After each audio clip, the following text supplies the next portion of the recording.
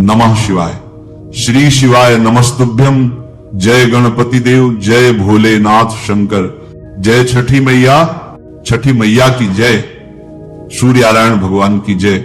आज हम सब मिलकर सुनेंगे छठी मैया की वह पावन और प्राचीन पौराणिक कथा जिसे सुनना हर भक्त के लिए अत्यंत फलदायी माना गया है। छठ पूजा सूर्यदेव को समर्पित एक अत्यंत प्राचीन हिंदू पर्व है। इस दिन श्रद्धालु न केवल सूर्य नारायण भगवान की उपासना करते हैं, बल्कि छठी मैया का पूजन कर उन्हें धन्यवाद भी देते हैं कि उन्होंने जीवन में सुख, समृद्धि और संतान सुख का आशीर्वाद दिया। छठ पर्व की शुरुआत कार्तिक शुक्ल पक्ष की चतुर्थी तिथि से होती है, जिसे नहाय खाए कहा जाता है। इस दिन से ही व्रत का शुभारंभ माना जाता है, लेकिन असली महत्व आता है षष्ठी और सप्तमी तिथि का, जब श्रद्धालु छठी मैया और सूर्य देव की विशेष उपासना करते हैं। शास्त्रों में वर्णित है कि जो व्यक्ति छठ व्रत रखता है और कथा का श्रवण करता है, उसे संतान सुख, दीर्घायु और जीवन में स्थिरता प्राप्त होती है। मान्यता तो यह भी है कि छठी मैया हर उस भक्त की झोली खुशियों से भर देती है जो सच्चे मन से उनकी आराधना करता है। इसलिए हे भक्तगण, पूरे मन, श्रद्धा और भक्ति भाव से इस पावन कथा को ध्यान से सुने। शास्त्रों और पुराणों में वर्णन मिलता है कि छठी मैया ब्रह्मा जी की मानस पुत्री हैं और स्वयं सूर्यदेव की बहन के रूप में पूजित होती है। इसी कारण छठ व्रत में षष्ठी मैया की आराधना की जाती है और इस व्रत का नाम भी छठ पड़ा। कहते हैं जब ब्रह्मा जी ने सृष्टि रचने का संकल्प लिया तो उन्होंने अपने स्वरूप को दो भागों में विभाजित किया। दाएं भाग से पुरुष तत्व और बाएं से प्रकृति का रूप प्रकट हुआ। इसी प्रकृति देवी के छठे अंश को देवसेना कहा गया, जिन्हें षष्ठी देवी यानी हमारी पूज्य छठी मैया के रूप में जाना जाता है। अब आइए श्रद्धा और विश्वास के साथ श्रवण करते हैं सूर्यदेव भगवान की अद्भुत कथा। एक समय की बात है, एक ब्राह्मण था जो सूर्य भगवान का अत्यंत भक्त माना जाता था। हर दिन वह सुबह सुबह नहा धोकर अपने घर में शुद्ध मन से पूजा करता और सूर्यदेव की कथा का पाठ करता। पर उसकी एक समस्या थी, धन कमाने का कोई साधन उसके पास नहीं था। जब वह घर में रहता तो उसकी पत्नी बार बार उसे प्रेरित करती कि कुछ कमाई करो, और जब वह बाहर जाता तो पड़ोसी उसे निकम्मा कहकर ताने देते। इन सब तानों और पत्नी की चिंता के बीच ब्राह्मण धीरे धीरे दुखी और परेशान हो गया। एक दिन उसने सुबह जल्दी उठकर स्नान किया, पूजा की सामग्री लेकर जंगल की ओर चल पड़ा।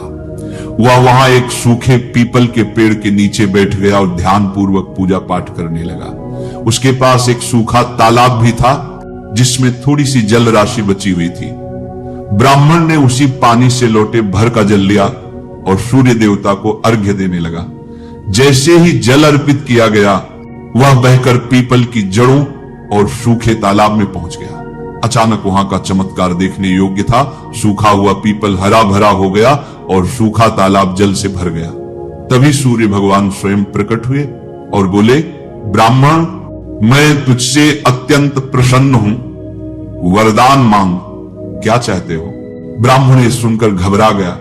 उसने सोचा, लगता है पीपल में कोई भूत है जो रोज पूजा करते समय आवाज करता है। डर और चिंता के कारण वह दिन ब दिन दुबला पतला होता गया। कुछ दिन बाद ब्राह्मणी चिंतित हो उठी। उसने सोचा, कितने दिन हुए, अब जाकर देखना चाहिए। उसने जंगल का रुख किया और जैसे ही ब्राह्मण को देखा, वो आश्चर्यचकित होकर बोली, इतने दुबले क्यों हो गए हैं, ये क्या हो रहा है? ब्राह्मण ने पूरी बात सुनाई, कैसे जल अर्पित करने के बाद रोज आवाज आती है और वरदान मांगने को कहती है। ब्राह्मणी ने मुस्कुराते हुए कहा, ये कोई भूत नहीं, ये स्वयं सूर्य भगवान है। कल जब वही आवाज आए तो डरना नहीं, सब कुछ मांग लेना। ब्राह्मण बोला, पर मैं तो कुछ मांगना ही नहीं जानता, भूल जाऊंगा। तब ब्राह्मणी ने समझाया, तुम ऐसा कहो, 9 खंडों वाले महल में सोने के पालने में अपने पोते पोतियों को दास दासियों के साथ खेलते और झूलते हुए अपनी आंखों से देखूं, इस प्रकार तुम्हें लंबी उम्र, पुत्र पौत्र बहुएं और संपत्ति सब कुछ प्राप्त होगा। ब्राह्मण बोला, मुझे समझ नहीं आया। तब ब्राह्मणी ने फिर समझाया, धन होगा तभी सोने का पालना बनेगा। दास दासियां होंगी, तब तुम अपने पोते पोतियों को झूला झूला पाओगे। बेटे और बहुएं होंगी, तभी परिवार में वंश बढ़ेगा। ब्राह्मण ने कहा, ठीक है, अब मुझे सब कुछ समझ में आ गया। अगले दिन ब्राह्मण ने स्नान किया, पूजा की और सूर्यदेव को अर्घ्य दिया। तभी वही आवाज आई और ब्राह्मण ने वैसा ही कहा जैसा ब्राह्मणी ने समझाया था। सूर्य भगवान मुस्कुराए और बोले, तुम भोले लगते हो, पर एक ही बार में सब कुछ मांग लिया। जो भी मांगा है वह तुम्हें अवश्य मिलेगा, तुम्हारी हर इच्छा पूरी होगी। इतना कहकर सूर्य देवता प्रकट होकर अंतर्धान हो गए। ब्राह्मण आनंदित होकर घर की ओर चल पड़ा। घर पहुंचते ही उसने देखा, जहां पहले टूटी फूटी झोपड़ी थी, वहां अब 9 खंडों वाला भव्य महल खड़ा था। दास दासियां सेवा में लगी थी और महल में रौनक थी। ब्राह्मण ने पूछा, मेरी झोपड़ी कहां गई और मरी ब्राह्मणी? तभी महल से एक सुंदर स्त्री बाहर निकली, सज धज कर रत्न आभूषणों से सजी हुई। वह मुस्कुराई और बोली, आइए स्वामी, यह आपका ही घर है। सूर्य भगवान ने आपकी हर मनोकामना पूरी कर दी है। ब्राह्मण ने जब देखा कि उसके पास इतनी संपत्ति और धन आ गया है, तो वह थोड़े विचार में पड़ गया और बोला, इतना सारा धन हम इसका क्या करेंगे? तब उसकी पत्नी मुस्कुराई और कहा, धन से क्या नहीं किया जा सकता, हम इसका उपयोग दान पुण्य में करेंगे, यज्ञ और होम करेंगे, भूखों को भोजन कराएंगे, जरूरतमंदों की मदद करेंगे, भूखों को प्याऊ लगाएंगे और धर्मशालाओं का निर्माण करेंगे। ब्राह्मण ने अपनी पत्नी की बात मानी और वैसा ही किया।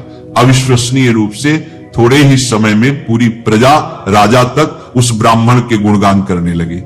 सब उसकी ईमानदारी, धर्म और उदारता की तारीफ करने लगे।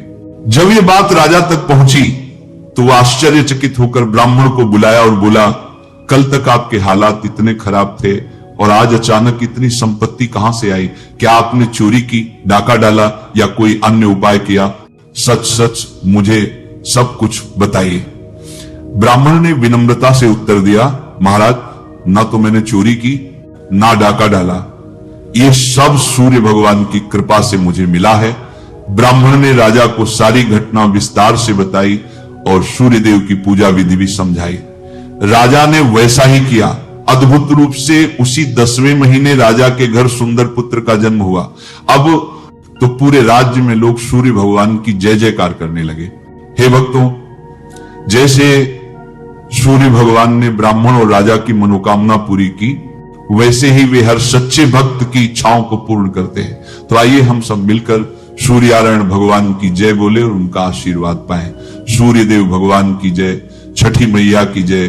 बहुत समय पहले की बात है, एक विधवा महिला रहती थी जिसके एक पुत्र था। ये महिला छठी मैया की परम भक्त मानी जाती थी और हर साल श्रद्धा भाव से छठी माता का व्रत किया करती थी। धीरे धीरे उसका पुत्र बड़ा हो गया और वृद्धा ने अपने बेटे की शादी कर दी। पर बहू कुछ नई सोच और आधुनिक विचारों वाली थी। पूजा पाठ में उसका कोई विश्वास नहीं था। एक बार बूढ़ी अम्मा छठ माता की पूजा की तैयारी कर रही थी।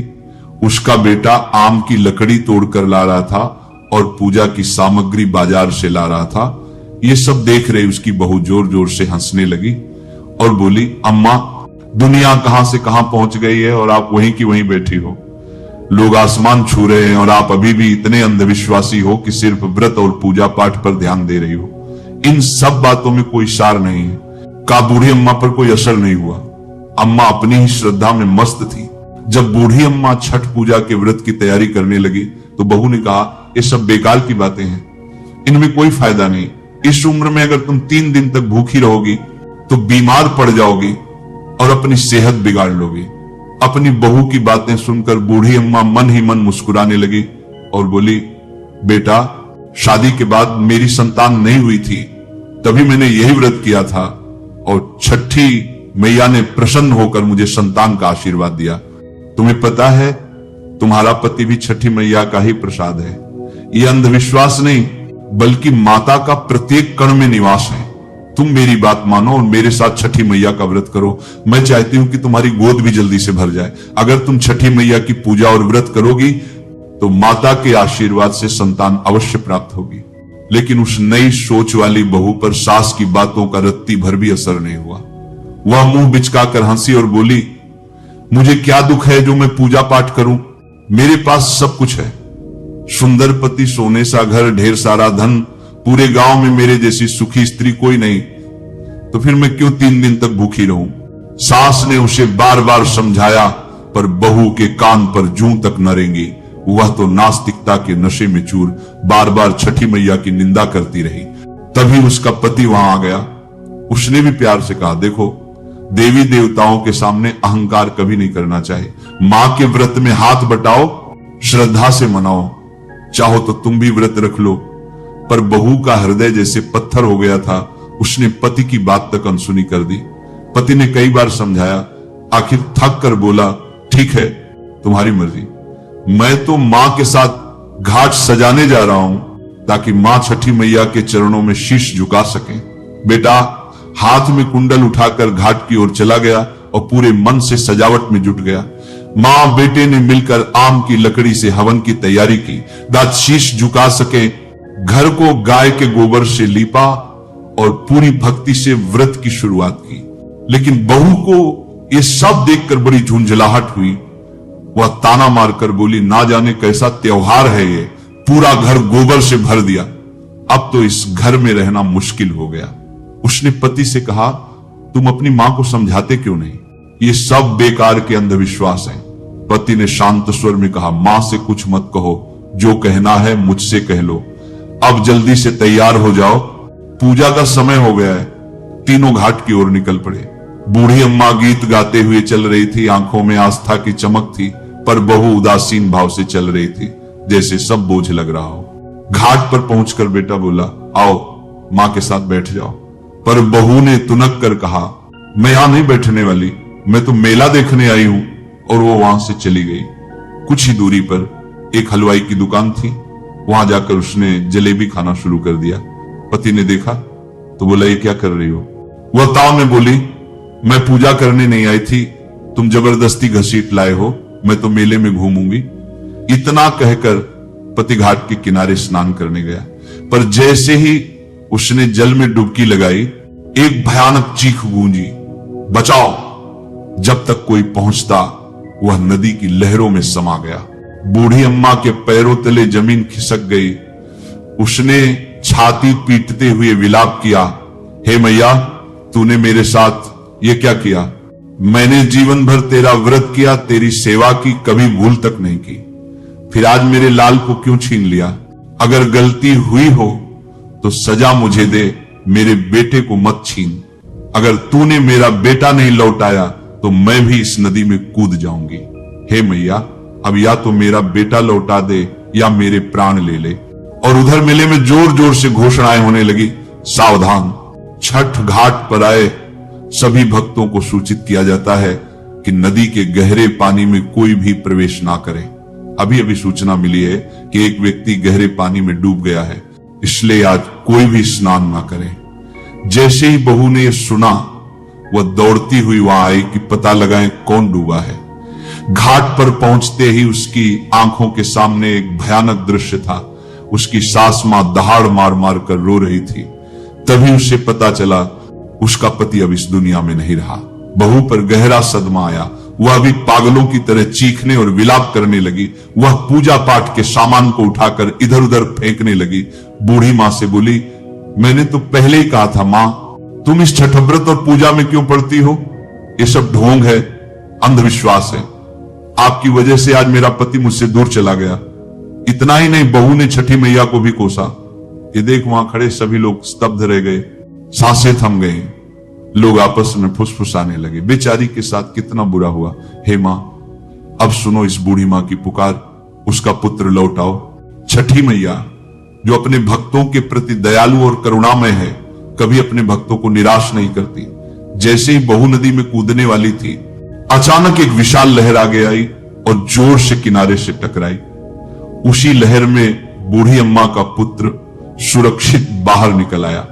घाट पर खड़े सभी लोग आश्चर्यचकित रह गए। आंखों में विश्वास की चमक और खुशी के आंसू थे। बूढ़ी अम्मा जोर जोर से रो पड़ी, वहीं बहू भी अपनी खुशी के आंसू रोक नहीं पाई। तभी बादलों की गर्जना के साथ आकाशवाणी हुई।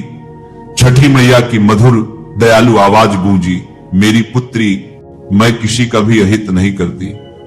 मैंने तुम्हारी आंखों से अज्ञान का पर्दा हटाने के लिए तुम्हारे पति को पानी में डुबाया था। मैं सदैव अपने भक्तों की रक्षा करती हूं। इस कलयुग में जो भी भक्त सच्चे मन से मेरी पूजा करता है, मैं उसकी सभी मनोकामनाएं पूर्ण करती हूं। तुमने अपनी सास की पूजा और व्रत को मजाक बनाया, ये ठीक नहीं था। ये सुनकर बूढ़ी अम्मा की बहू फटाफट छठी मैया से माफी मांगने लगी। हे मां, मुझसे गलती हो गई। आज से मैं अपनी सास के साथ आपके व्रत और पूजा को पूरे श्रद्धा भाव से करूंगी, मुझे क्षमा कर दीजिए। अज्ञानतावश मुझसे बड़ी गलती हुई। ये शब्द देखकर वहां खड़े सभी लोग आश्चर्यचकित रह गए और फिर माता के जयकारे लगाने लगे। जय छठी मैया, जय छठी मैया। इस दृश्य को देखकर बूढ़ी अम्मा अत्यंत प्रसन्न हुई।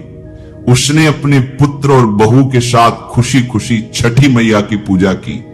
उसके बाद बहू भी हर साल अपनी सास के साथ छठी मैया का व्रत और पूजा करने लगी। छठी मैया की कृपा से उसे भी पुत्र रत्न की प्राप्ति हुई। इस तरह बूढ़ी अम्मा और उसका परिवार छठी माता के पूजा पाठ से सुखी और संपन्न बन गए। बोलो छठी मैया की जय। आइए अब हम श्रवण करते हैं छठी मैया की पौराणिक कथाएं। पुराणों में वर्णित है कि राजा प्रियव्रत का कोई संतान नहीं थी। तब महर्षि कश्यप ने राजा के यहां पुत्र प्राप्ति के लिए यज्ञ का आयोजन किया। महर्षि ने यज्ञ में दी जाने वाली खीर को राजा की पत्नी मालिनी को खाने के लिए कहा। खीर के प्रभाव से राजा और रानी को पुत्र प्राप्त हुआ, लेकिन दुर्भाग्यवश वह शिशु मृत जन्मा। तब पुत्र ने माता से कहा, मैं सृष्टि की मूल प्रवृत्ति के छठे अंश से उत्पन्न हुआ हूं, इसीलिए मुझे षष्ठी कहा जाता है। माता ने राजा को अपने पूजन का आदेश दिया और सभी को भी इसे करने के लिए प्रेरित किया। राजा ने श्रद्धा भाव से षष्ठी का व्रत रखा और शीघ्र ही पुत्र रत्न की प्राप्ति हुई। इस दिन कार्तिक शुक्ल षष्ठी तिथि थी, तभी से छठी मैया की पूजा की परंपरा आरंभ हुई। एक दूसरी कथा के अनुसार महाभारत काल में कुंती पुत्र कर्ण दानवीर थे। कर्ण सिर्फ माता कुंती के पुत्र ही नहीं, अपितु सूर्यदेव के पुत्र भी थे।